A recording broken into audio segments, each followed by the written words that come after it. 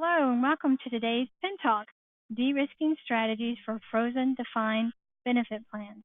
We're glad you've joined us today. Before I begin the presentation, I have just a few housekeeping items I want to review. If you have any questions during the presentation, please submit them through the question box located on the control panel on your screen. We'll answer as many questions as time allows, as we want to be sure we're respectful of your schedule and end on time. If we don't get to your question, we'll definitely follow up with you after the presentation is ended. In the handout section of your control panel, we've placed a copy of the slide deck. You may download that now or at any point during the webinar. You'll also receive an email tomorrow with a link to replay this broadcast at any time. Let's get started. I'm excited to introduce our expert today, Stephen A. Hughes. Steve is an Assistant Vice President and Senior Consultant for Pentegra and has been with us for 10 years. He manages a team of consultants as well as working closely with clients to develop effective benefit strategies designed to ensure successful retirement outcomes. Welcome, Steve. Thanks for joining us today, and I'm going to turn it over to you to get started. Thank you for that introduction, Beth, and welcome everyone. I'm going to jump right into the presentation so that we can finish in our allotted 30 minutes.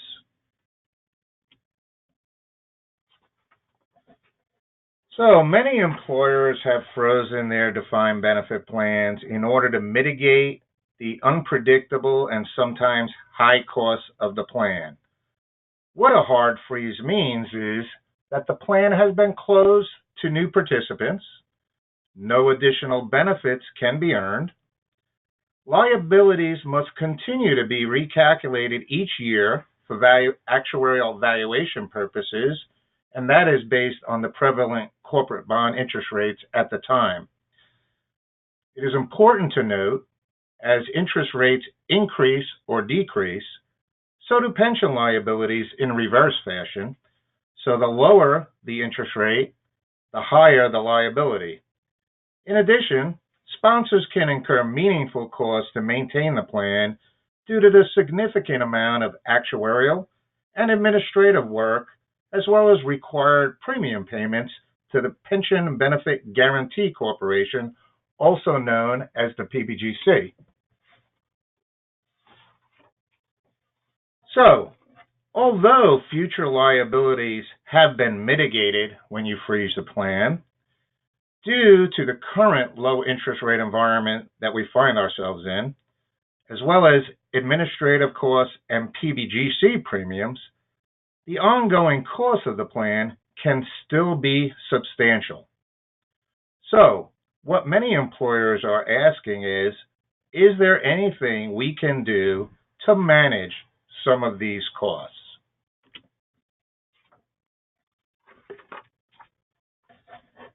Pension de-risking can generally be attempted in two different ways, by either focusing on the asset side, which centers on managing the investment risk of plan assets by aligning the investments more closely with plan liabilities. This is also called liability-driven investing. The liability side involves reducing financial obligations borne by plan sponsors. This presentation will only focus on the de-risking of the liability or pension obligation side of the equation. The two most common methods to de-risk the liability, thereby reducing the financial obligation of the sponsor, are either by offering a lump sum option or by purchasing annuities. As far as lump sums go, there are two approaches to offering a lump sum option. Either offering the option to all active and terminated vested participants on an ongoing basis, or offering the option to all or a select group of terminated vested participants for a specific period of time. This is also called a lump sum window.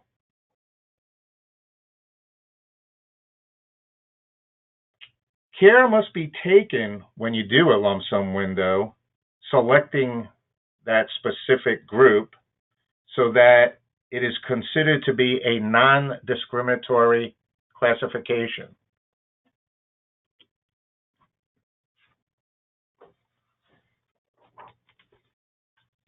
So, why offer a lump sum and how does that help? With a lump sum strategy, you help to alleviate some of the current and future liability attributable to vested participants that have terminated service with the employer. When a participant receives a lump sum distribution, both the liability and the assets leave the plan. It also provides an alternative to an annuity option to actively employed participants once they separate from service. It also reduces the number of current and future plan participants and removes the liability associated with paying lifetime benefits for these participants.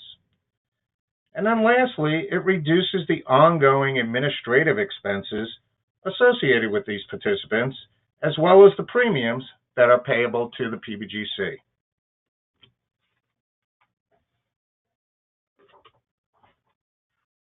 With an annuity purchase strategy, the plan sponsor selects a group of participants and transfers the liability to an insurance company. Once again, you must be careful to choose the select group to ensure it is non-discriminatory. Once the annuities are purchased, the individuals are no longer participants in the plan. The insurance company now owns the liability of paying those current and or future annuity payments. So similar to lump sums, the assets and the liability and the participant leaves the plan.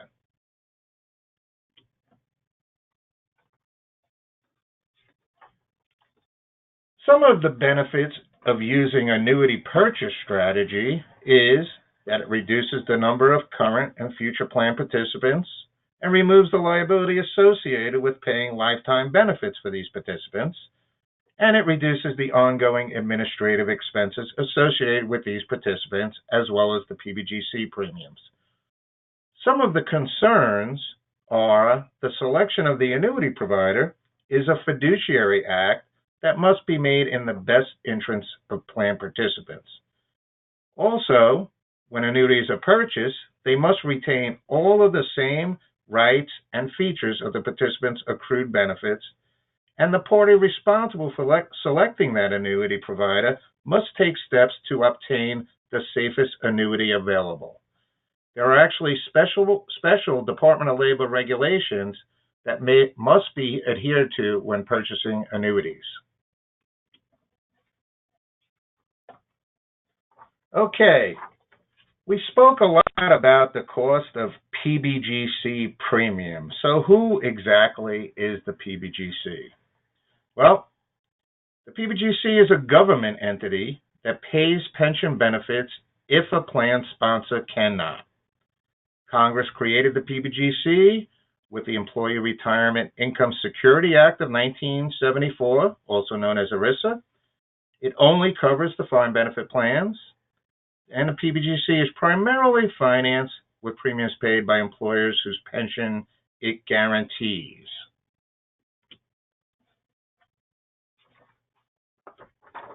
So why is the PBGC so important?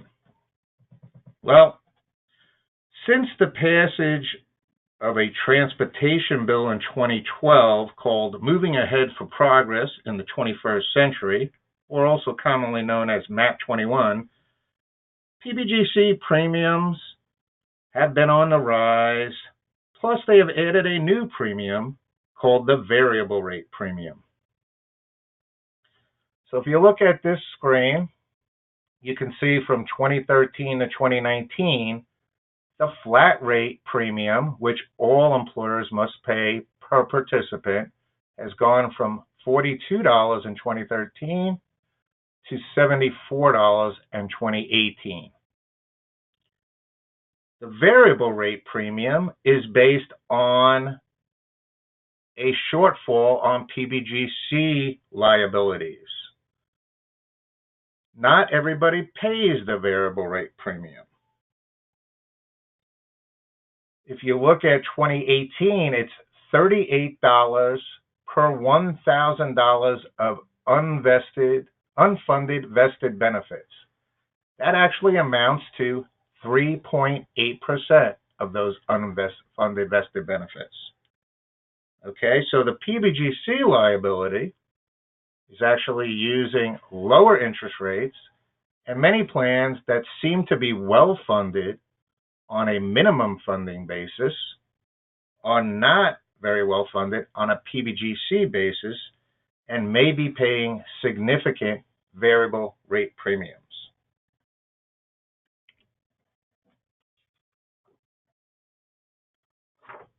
Now, there is no miracle cure to managing pension obligations. So with all approaches, there are advantages and disadvantages.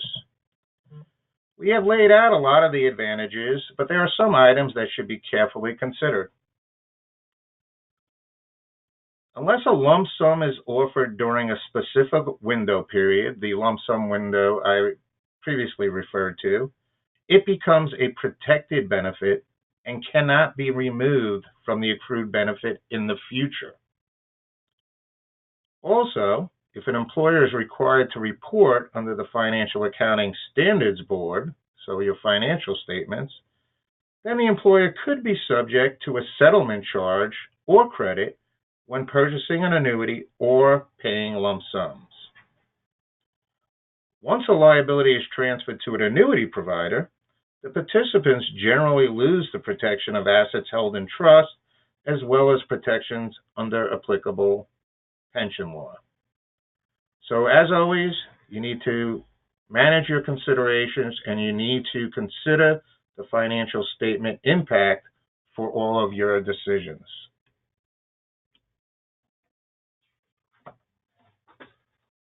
Due to the current interest rate environment, annuities purchased through an insurance carrier are significantly more expensive than lump sum payouts. That is because annuity purchase rates tend to be at least 100 basis points lower than lump sum rates. Extreme care should be taken when an annuity is purchased to make sure the provider has accurately accounted for the accrued benefits. All bids from insurance carriers are based on the data that you provide. There will always be questions from plan participants, so clear and concise communication to participants and retirees is key during the process, and plan sponsors should be ready to answer related questions and to assist plan participants as best they can. Once a benefit is transferred to an insurance carrier, it is no longer protected by the PBGC insurance. So that is why it is so important to choose the right carrier.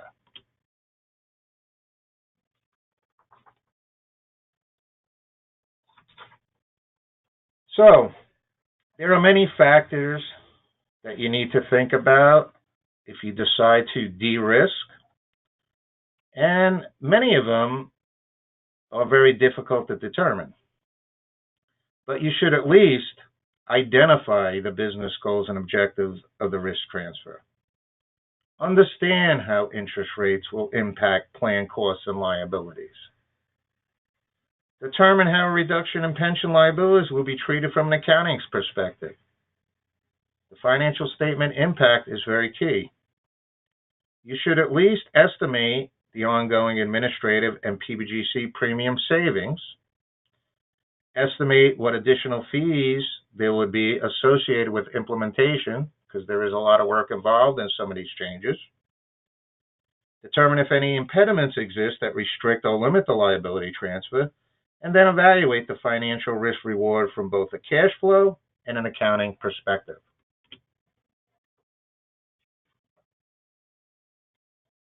As with any change, success depends on proper communication and planning. So that is the gist of it. Do we have any questions, Beth? We do have some questions that are coming in. So right now I have two, and I'm inviting one that has a question to go ahead and submit that now, and we'll get we have some time to get these answered. Let's go with the first question. Can a lump sum window be offered in the Pentegra multiple employer DB plan? That is a great question. So, if you belong to the multiple employer DB plan, currently a lump sum window is not available. However, it is something that is being discussed at the board level. So, if you are interested in it, certainly contact your consultant so that the consultant can bring it to the attention of our senior management, and maybe that will be something that will be available down the road. Importantly, if you are in the multiple employer DB plan, you may already have a lump sum option, but you may have a number of participants that have not opted for it. So one way to de-risk is to remind these terminated vested participants that they have a lump sum option, which requires sending them out new lump sum packages. So that's something that you might consider as well. Okay, good answer. Let's go to the next question. What happens if an insurance carrier who issues the annuities fails? Will another carrier purchase assume those annuities? Okay, so it sounds like what happens if your annuity provider, the insurance company that you chose, gets taken over by another insurance company. Is that correct? That's what I'm assuming, or if that insurance carrier fails. Well, if the insurance carrier fails, that's a bad thing. I've never heard of a top-rated insurance carrier where pension liabilities have been transferred, and then that insurance carrier subsequently failed. That is why it is important to follow the Department of Labor regulations and effectively evaluate all the insurance carriers before selecting.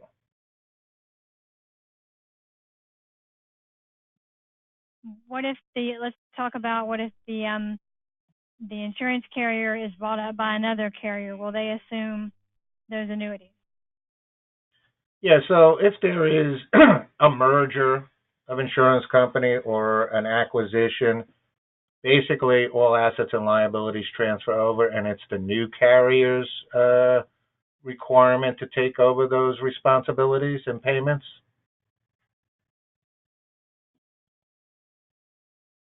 Okay, those are the only two questions that we have coming in. So if you have any questions or think of any going forward this afternoon, you'll receive an email from me tomorrow, and it'll have my email address. Please feel free to send me your questions at that time, and we'll get those answered for you. Steve, thank you for presenting this today. And while we're still online, if anyone out there wants to download the handout, please feel free to do so. Thanks again, Steve. Thanks for for joining, here. everyone. All right. Have a great day.